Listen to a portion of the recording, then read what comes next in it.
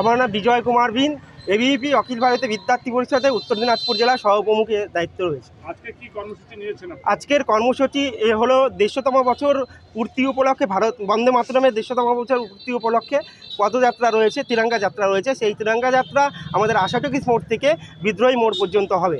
এই তিরঙ্গা যাত্রায় রায়গঞ্জের রাষ্ট্রবাদী মানুষ, রাষ্ট্রবাদী যুবকরা সেখানে অংশগ্রহণ করবেন এবং তিরঙ্গা যাত্রা শেষে একটি পথসভা হবে। সেই পথসভাতে বন্দে মাতরমের 150তম বছর পূর্তি উপলক্ষে বঙ্কিমচন্দ্র চট্টোপাধ্যায়ের জীবনী উপলক্ষে পুরো বিষয় জনসমক্ষে তুলে ধরা হবে। বলছি যে আজকে যে আপনাদের এই র্যালি যেটা হচ্ছে বন্দে মাতরম, এই বন্দে মাতরম র্যালিতে নিয়ে সাধারণ মানুষকে কি বার্তা দিচ্ছে?